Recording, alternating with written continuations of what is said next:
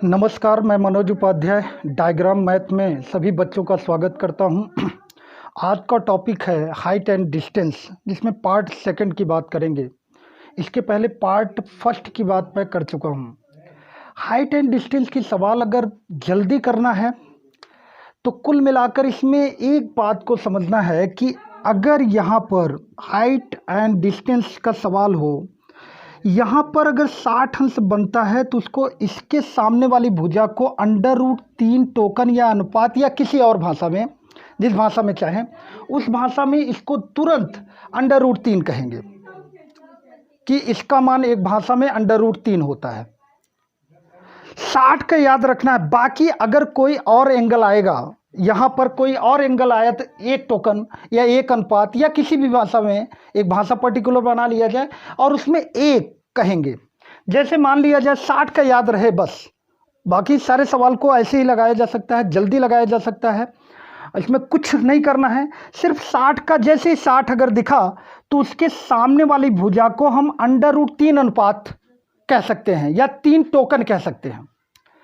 और इस अगर यहाँ पर मान लीजिए 30 अंश है तो एक, 45 है तो भी एक, तो मतलब कि कुछ भी हो उसके सामने अगर कुछ भी 60 के अलावा अगर कुछ भी है तो उसके सामने एक टोकन हम कह सकते हैं या एक अनुपात कह सकते हैं। और 60 का याद रखना है सिर्फ एक चीज, 60 का अगर याद है तो बहुत जल्दी किया जा सकता है, क्योंकि 60 का √3 बाकी सबका एक दिमाग में ये रहेगा भी, ये जल्दी निकलेगा भी नहीं और जल्दी से सवाल को किया जा सकता है। अब हम हाइट एंड डिस्टेंस के सवाल की चर्चा करेंगे। जो पिछले वीडियो को देखे हैं उनको और अच्छे से समझ में आएगा, जो नहीं भी देखे हैं बच्चे तो उन बच्चों की बात अगर करें तो यहाँ पर सिर्फ और सिर्फ एक चीज याद रखना है, 60 का होता है √3, अनुपात कहें या टोकन कहें तो एक भाषा में √3 होगा 60 का मान, और कोई भी कोण होगा उसके अलावा तो एक लिखेंगे उसके सामने वाली भुजा का मान। तो यहाँ पर अब सवाल जैसा कि सामने दिख रहा होगा, अब इस सवाल को पढ़कर जल्दी से कैसे लगाया जा सकता है इसको देखा जाए, सभी बच्चे देखें और इसको जल्दी से लगाने की कोशिश करें।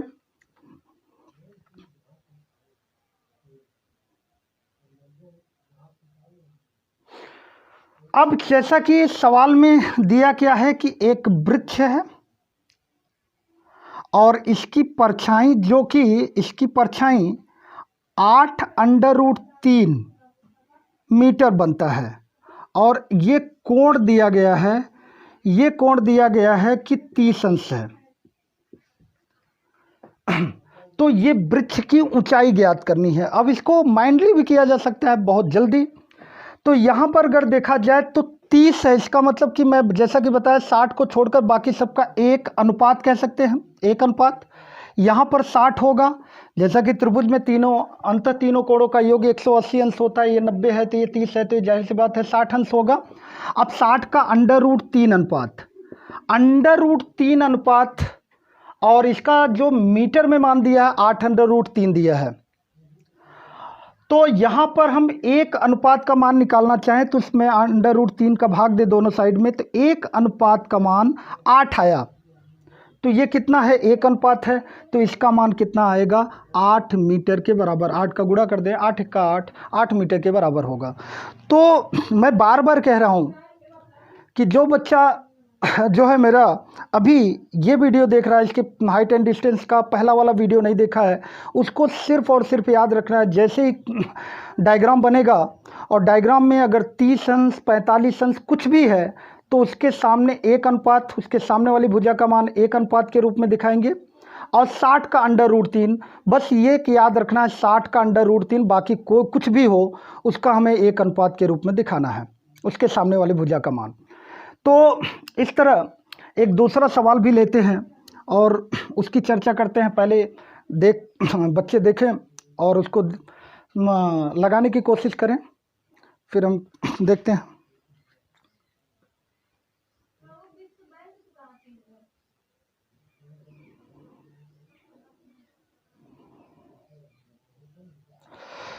अब इस सवाल में एक खंभा है जो 10 मीटर है और इसके कुछ दूरी पर यहाँ से अगर देखा जाए तो ये उन्नयन कोण जो है 30 अंश बनता है। अब 30 अंश बनता है तो ये पूछा गया है इस सवाल में कि इसका मान कितना होगा। तो इसका मान कितना होगा, अगर ये 30 है तो ये 60 होगा, और एक टोकन कह सकते हैं, एक टोकन का मान 60 है तो इसका कितना होता है √3 टोकन। गुणा कर सकते हैं, 10 का गुणा करेंगे 10 √3 मीटर के बराबर आएगा। फिर अगला सवाल, इसको देखते हैं कि आप लोग लगाइए कितने तेजी से लगा सकते हैं।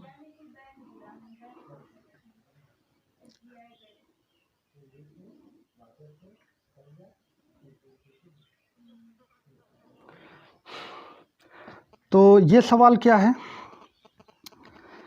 कि एक भवन है,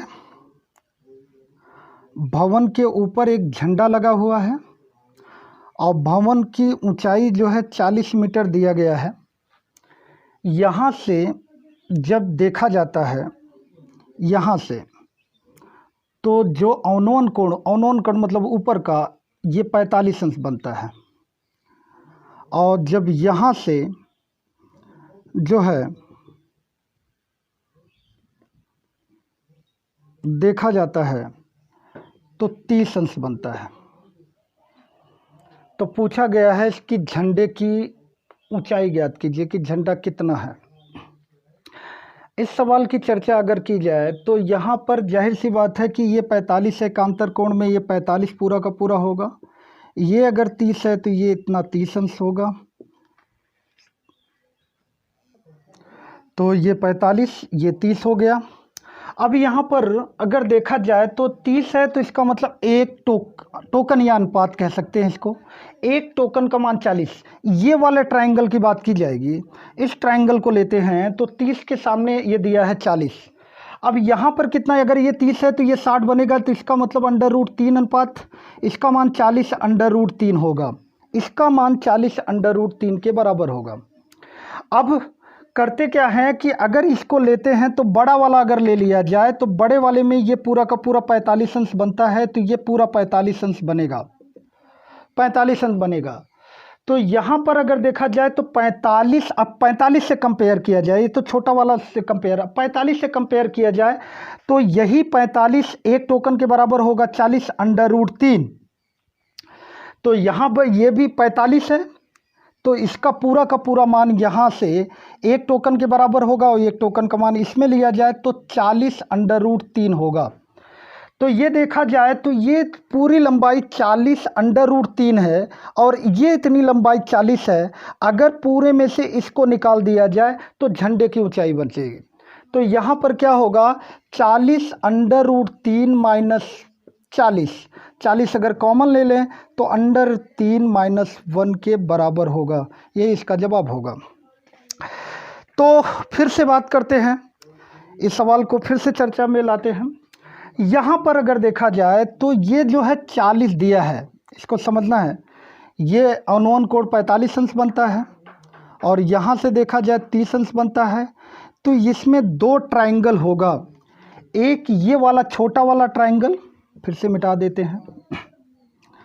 यहाँ पर देखा जाए तो ये 40 मीटर है, ये एक बड़ा सा ट्रायंगल होगा, एक छोटा सा। जब हम छोटे की बात करेंगे तो छोटे वाले ट्रायंगल को लेंगे और उसके जो है साइड के बारे में चर्चा करेंगे और साइड निकालेंगे। जो भी भुजा का मान दिया होगा उसके सहारे हम अगले भुजा का मान निकालेंगे। जब हम बड़े ट्रायंगल की बात करेंगे तो बड़ा वाला एंगल लेंगे और बड़ा वाला साइड लेंगे। जैसे फॉर एग्जांपल अगर ये 40 दिया है तो ये किस वाले ट्रायंगल की बात कर रहा है, ये छोटे वाले की बात कर रहा है, इस वाले की बात कर रहा है। तो हम बस इतने में चर्चा करेंगे और इन्हीं तीनों साइड में से किसी एक साइड का मान निकालेंगे। अगर इस साइड का मान निकाल दे तो ये बड़े के लिए, बड़े ट्रायंगल के लिए और छोटे ट्रायंगल के लिए कॉमन है। तो यहाँ पर अगर हम करें तो इसको निकाल लें तो इसके सहारे हम बड़े वाले ट्रायंगल को निकाल सकते हैं। अब यहाँ पर अगर देखा जाए तो ये 30 है तो ये 60 बनेगा। और जैसा कि मैं बोला था कि 60 का √3 अनुपात बाकी किसी भी एंगल का मान एक टोकन या एक अनुपात हम लिख सकते हैं उसके सामने वाली भुजा को। अब यहाँ 30 है तो 30 के सामने यहाँ पर एक अनुपात कह सकते हैं, एक अनुपात का मान 40 मीटर के बराबर है। तो इसी तरह 60 का मान √3 अनुपात होता है। अब अगर एक अनुपात का मान 40 मीटर आया तो √3 अनुपात का गुणा कर दें डायरेक्ट, तो 40 √3 मीटर आ जाएगा। इसका मान 40 √3 मीटर के बराबर होगा। अब अगर ये मिल गया, ये साइड मिल गया, तो ये बड़े वाले के लिए भी यूज में लाया जा सकता है, क्योंकि बड़ा ट्राइंगल में भी यही साइड है। अब बड़े की चर्चा करें तो हम इन कोणों की बात नहीं करेंगे, छोटे कोणों की बात नहीं करेंगे। बड़े ट्राइंगल में 45, ये पूरा का पूरा 45 है, तो ये 45 बनेगा। तो अब हम 45 और 45 लेंगे। जैसा कि जानते हैं 45 अंश का मान भी एक अनुपात होता है। तो इसी तरह अब बड़े से लें तो 40, इसका मान आया 40 √3, और इसको अनुपात में देखें तो एक अनुपात का मान 40 √3 के बराबर है। तो इसी तरह ये भी 45 है, तो इसके सामने वाली भुजा का अनुपात में एक ही अनुपात होगा, एक अनुपात का इससे मिला 40 √3, तो इसका भी मान 40 √3 आएगा, जो कि यहाँ से यहाँ तक बतलाएगा। अब इसका मान 40 √3 आया और हमें सिर्फ और सिर्फ झंडे की ऊंचाई चाहिए, तो पूरा 40 √3 है, इसमें से 40 निकाल दिया जाए तो ये बचेगा। तो इसका मतलब 40 √3 माइनस 40, और 40 कॉमन ले लें तो √3 माइनस 1 मीटर आएगा। इसी सवाल को हम जल्दी भी कर सकते हैं, जैसा कि जो बच्चे पिछले वीडियो को अगर देखे हैं तो उसके सहारे जल्दी भी किया जा सकता है।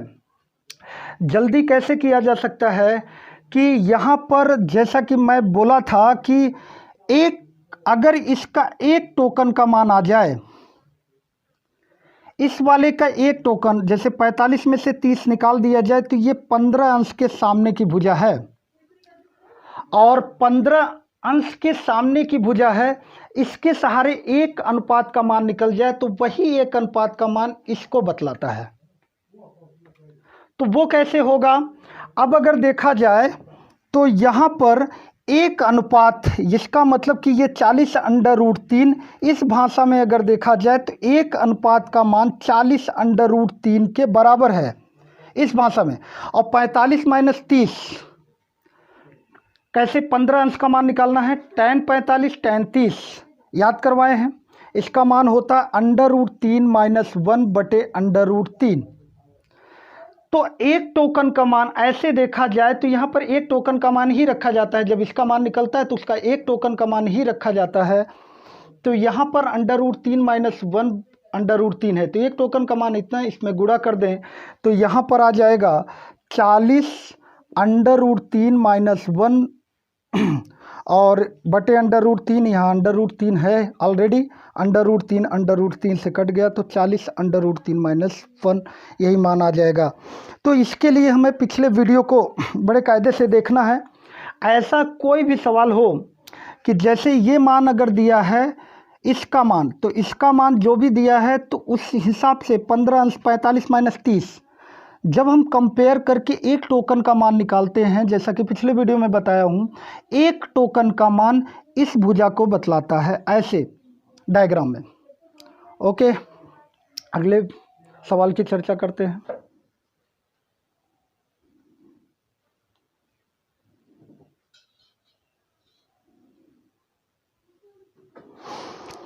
तो ये सवाल क्या है, एक मीनार है और ये चिमनी है। तो यहाँ से अगर यहाँ पर आधार और यहाँ पर ये 30 अंश का कोण बनाता है, उन्नयन कोण की बात करें तो ये 30 अंश बनाता है, और इस कोण की बात किया जाए तो ये 60 अंश बनाता है। ये मीनार है और ये जो है क्या है कि चिमनी है।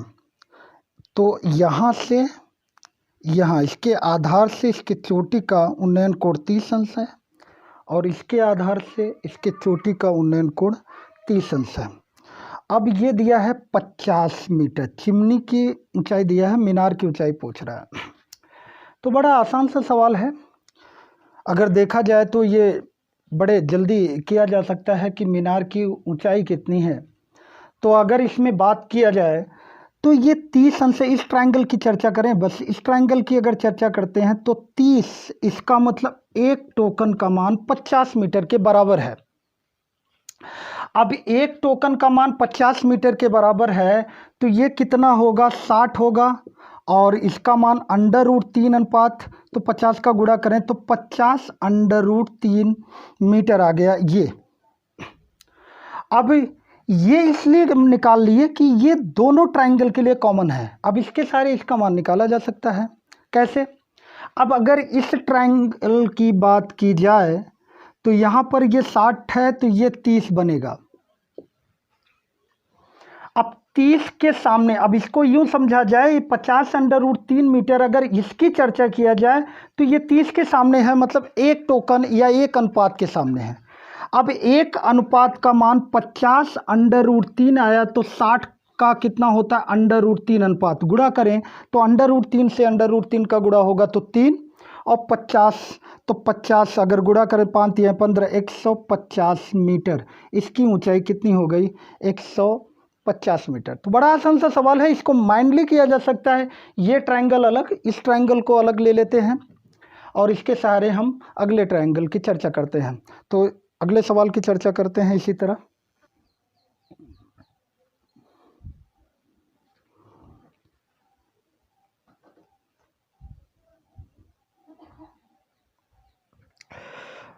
अब ये सवाल में क्या है कि एक नदी है और उस पर एक पुल है।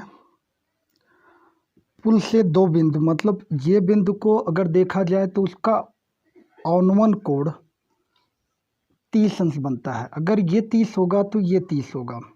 एक और बिंदु है बी मान लिया जाए, और यहाँ से अगर देखा जाए तो 45 अंश औनवन कोण बनता है। यही सवाल है। तो ये 45 अंश, इसका मतलब ये 45 अंश बनता है। अब ये दिया है 100 मीटर, तो ये पूछा है इन दोनों बिंदुओं के बीच की दूरी कितनी है, ये वाला मान।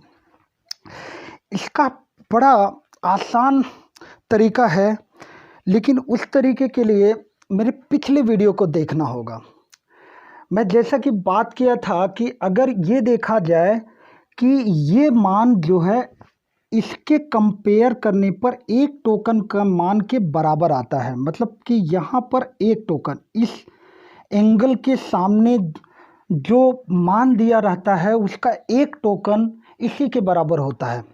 अब बहुत जल्दी सवाल को निकाला जा सकता है अगर ये बात समझ में आ जाए तो।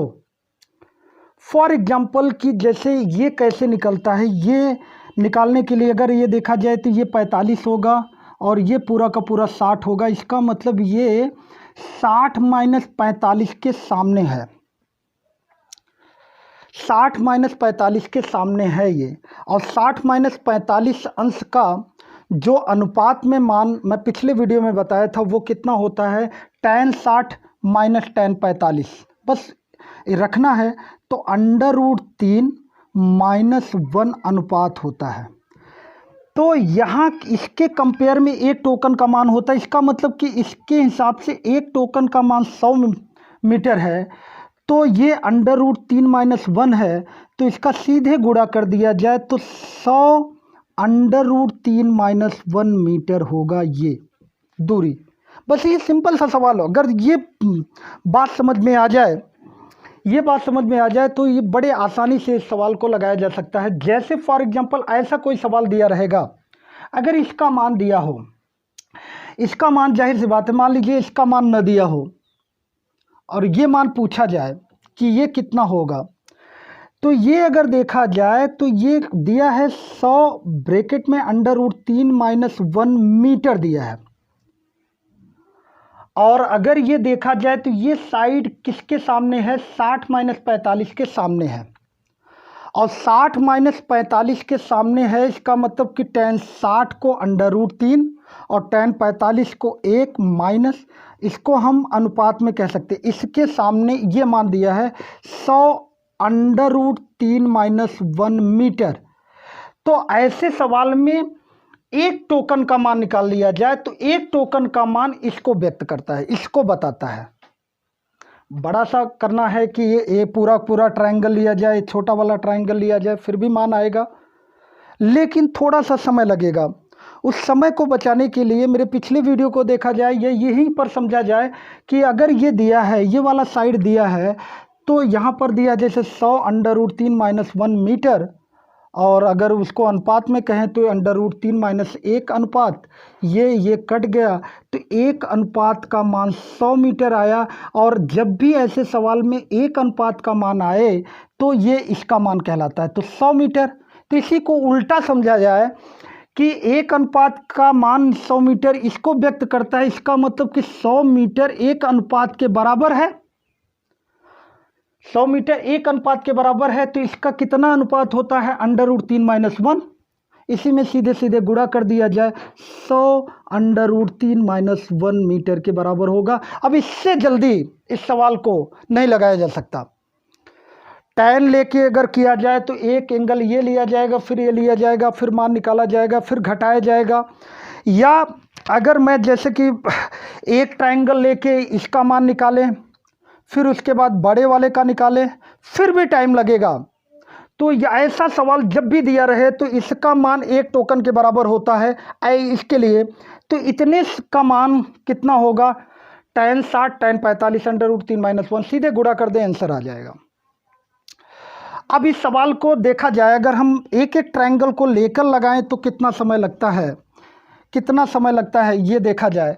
अगर यहाँ पर ये 100 मीटर दिया है, तो ये अगर 100 मीटर दिया है तो यहाँ पर हम यूँ समझें, इस ट्रायंगल को लेकर समझें अगर, तो ये 45 है, ये 45 है, 45 के सामने एक टोकन का मान 100 मीटर के बराबर, तो यहाँ पर ये भी 45 है, तो एक टोकन, इसका मतलब कि ये भी 100 मीटर होगा।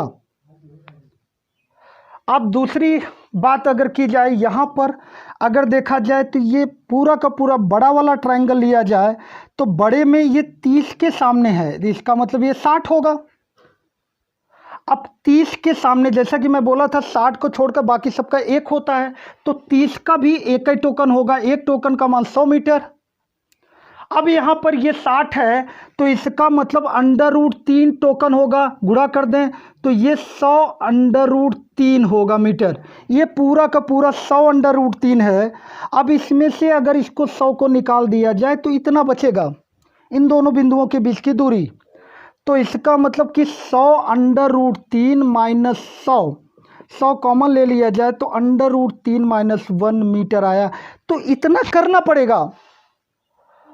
अगर पिछली वीडियो अगर कोई बच्चा देखा है, जो भी बच्चे देखे हैं, अगर उसको समझ में आया है, या अभी भी समझना है कि ऐसे सवाल में इसका मान दिया हो तो इसको निकाला जा सकता है, इसका मान दिया हो तो इसको निकाला जा सकता है जल्दी से।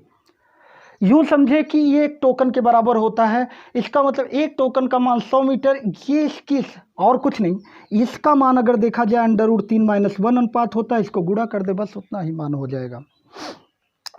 अगले सवाल की चर्चा करते हैं।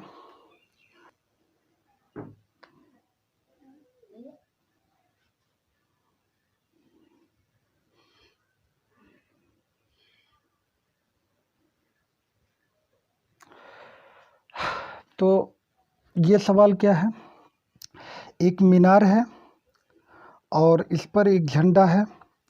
अगर यहाँ से देखा जाए तो उन्नयन कोण यहाँ का और यहाँ का क्या बनता है, ये पूरा का पूरा 60 अंश उन्नयन कोण, और ये इतना 45 अंश बनता है, उन्नयन कोण 45 अंश। और ये यहाँ से 20 मीटर की दूरी है। सवाल तो सभी बच्चे देख चुके हैं। ये 20 मीटर है, तो ये झंडा है और झंडे की ऊंचाई ज्ञात करनी है। अभी अभी जैसा कि सवाल मैं बताया, पिछला सवाल लिया था, तो पिछला सवाल क्या था कि इसका मान आ जाए तो उसका कंपेयर, इसका मान इससे रिलेटेड है, इसका मान इससे रिलेटेड है। तो यूँ कहें ये 20 मीटर कितने टोकन के बराबर है, एक टोकन के बराबर है। तो यहाँ पर ये इतना कितना टोकन होगा, 60 - 45, tan 60 - tan 45, तो √3 - 1 अनुपात होगा। अगर एक अनुपात का मान 20 मीटर, तो इसी में गुणा कर दें तो 20 √3-1 मीटर। अब इससे तेज इस सवाल को नहीं लगाया जा सकता। अगले सवाल की चर्चा करते हैं।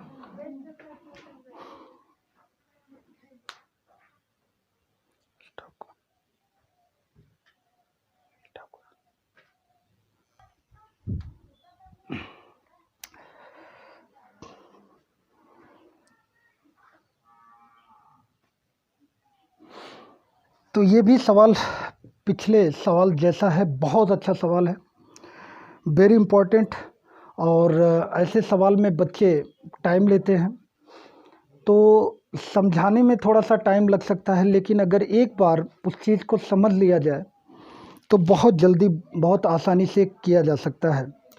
तो ये जो सवाल था, इसमें एक मीनार है और कहीं किसी बिंदु से जब इसको देखा जाता है तो एक तरह मान लिया जाए कि ये अल्फ़ा बनता है, और कुछ आगे खिसक जाए बी पर तो यहाँ से देखा जाए तो ये बीटा बनता है। और दिया है कि ये 192 मीटर है, 192 मीटर है। यहाँ पर ये दिया है कि ये tan अल्फ़ा बराबर 5/12 और tan बीटा का मान 3/4 के बराबर है। तो मीनार की ऊंचाई पूछा गया है। अब यहाँ पर अगर 30 अंश, 45 अंश, 60 अंश कुछ दिया गया होता तो तुरंत मान निकाला जा सकता था पिछले जो है सवाल को देखकर, कि एक टोकन का मान फिर कंपेयर करके गुणा कर लिया जाता।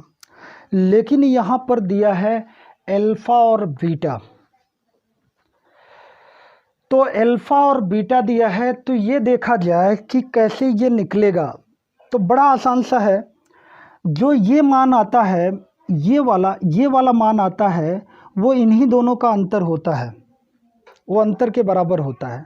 लेकिन उसको भी ना समझें तो यूँ समझें कि ये 90 है, तो ये कितना होगा कि ये वाला कोण, कि तीनों त्रिभुज में तीनों कोणों का योग 180 अंश होता है। तो अगर ये निकालना हो तो ये कितना होगा, 90 प्लस बीटा, और 180 अंश में से घटा दिया जाए तो 180 में से 90 प्लस बीटा घटा दिया जाए तो ये कितना हो जाएगा, 90 माइनस बीटा। इतने का मान होगा 90 माइनस बीटा के बराबर। इसी तरह बड़ा वाला लिया जाए तो ये अगर देखा जाए तो ये कितना होगा, 90 माइनस अल्फ़ा। अगर पूरे में से इसको निकाल दिया जाए तो कहने का मतलब ये कि 90 माइनस अल्फ़ा में से 90 माइनस बीटा अगर निकाल दिया जाए तो ये माइनस, ये प्लस, ये कट जाएगा, बीटा माइनस माइनस प्लस, तो बीटा माइनस अल्फ़ा के बराबर आएगा। तो ये कुछ नहीं, ये सिर्फ और सिर्फ समझाने के लिए कि इन्हीं दोनों का अंतर होता है। ये इतना 192 मीटर दिया है। तो यहाँ पर सिर्फ और सिर्फ ये समझना है कि tan 90 माइनस अल्फ़ा और tan 90 माइनस बीटा घटा दिया जाए तो वही टोकन का मान इसके बराबर होगा। अब अगर देखा जाए तो यहाँ पर जो कोण लेते हैं उसके सामने की भुजा को कहा जाता है लंब। तो अगर यहाँ पर इसको tan अल्फ़ा इसके हिसाब से लें तो ये पूरा का पूरा कितना होगा, 5, और ये पूरा का पूरा 12। इसी तरह यहाँ पर बीटा का लें तो ये पूरा का पूरा 3 होगा, और ये इतना जो है 4 के बराबर होगा, 4 के बराबर होगा।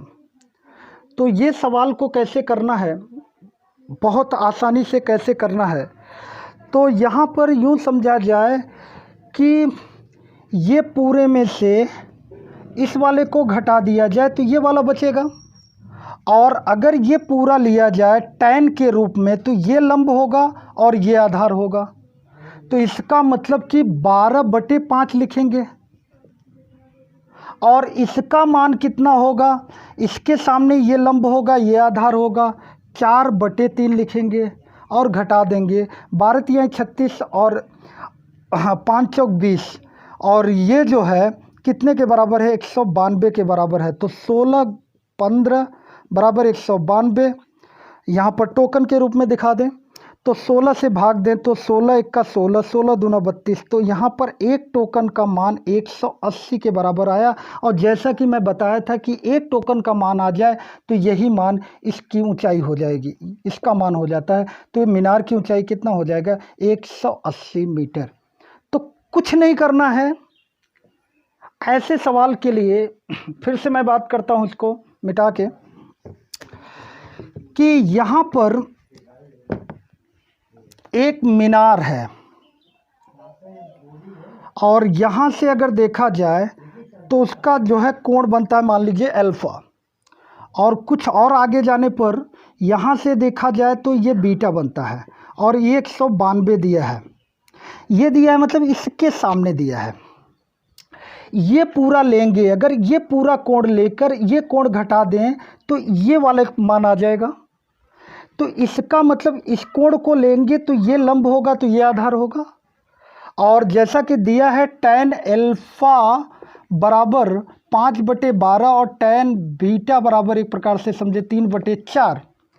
तो यहाँ पर इसको देखें तो ये अल्फ़ा के लिए ये लंब होगा और ये आधार होगा, इस कोण के लिए ये लंब होगा, ये आधार होगा। तो यहाँ पर करना क्या है, tan इस कोण को लिया जाए तो 12/5 होगा और इतने को लिया जाए तो यहाँ पर ये जो है लंब होगा। और लंब क्या होगा?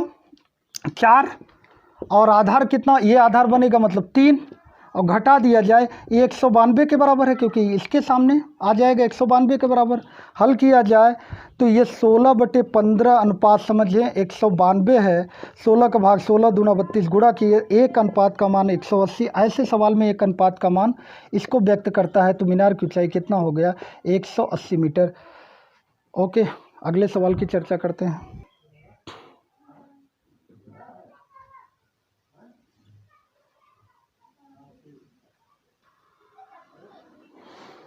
तो ये सवाल क्या है, एक मीनार है और एक चट्टान। तो यहाँ से अगर देखा जाए तो यहाँ से ये जो है 30 अंश बनाता है, इसके आधार से इसको देखा जाए तो ये जो 45 अंश बनाता है। और मीनार की ऊंचाई 100 मीटर दिया है। तो ये चट्टान की ऊंचाई ज्ञात करें। तो यहाँ पर अगर देखा जाए तो ये मीनार की ऊंचाई 100 मीटर है, ये 30 अंश का कोण बनाता है यहाँ से शिखर से, और यहाँ से 45 अंश उन्नयन कोण। तो इसकी जो है ऊंचाई, चट्टान की ऊंचाई पूछ रहा है। तो यहाँ पर अगर ये 100 है तो ये 100 होगा। इसको मान लें कि ये x है। तो देखते हैं कि अगर ये वाला लें तो ये अगर लेंगे तो यहाँ पर 45 के सामने ये साइड है, तो ये साइड पूरा कितना 100 प्लस x। तो यहाँ पर भी 45 अंश बनेगा। तो 45 अंश एक टोकन के बराबर होता है। एक टोकन का मान 100 प्लस x के बराबर है। तो 45 अंश के सामने एक टोकन ही होगा, तो इसका भी मान होगा 100 प्लस x, मतलब इसका मान 100 प्लस x के बराबर आया। अब इसकी चर्चा कर लें तो यहाँ पर ये पूरा का पूरा कितना बनेगा 60। ये 30 के सामने x है, मतलब एक टोकन का मान 60 के x के बराबर है। तो 60 के सामने कितना होगा? √3 अनुपात, इसका मतलब गुणा करें तो √3x होगा। और हम कह सकते हैं कि ये मान इस मान के बराबर होगा, तो इसका मतलब √3x 100 प्लस x के बराबर हो गया। x इधर करें तो √3x माइनस x बराबर 100, x कॉमन लें तो √3 माइनस 1 बराबर 100। x बराबर कितना 100 √3 माइनस 1। √3 प्लस 1 का अगर ऊपर नीचे गुणा करें तो a² माइनस b² का फार्मूला आएगा। तो मतलब नीचे 2 हो जाएगा, 2 का भाग देंगे तो 50, और ये मान आएगा √3 प्लस 1। √3 प्लस 1 का ऊपर नीचे गुणा करें तो x का मान 50 √। तो इसका मान x का मान ये हो गया, ये 100 मीटर है। तो इस तरह कह सकते हैं चट्टान की ऊंचाई 100 प्लस x 50 √3 प्लस 1 के बराबर है। तो इसको और भी हल किया जा सकता है। आगे अगर हल करें तो 50 √3 प्लस 3 के बराबर मीटर के बराबर आएगा। ओके, आज के लिए इतना ही, बाकी मिलते हैं अगले वीडियो में। Thank U a lot of.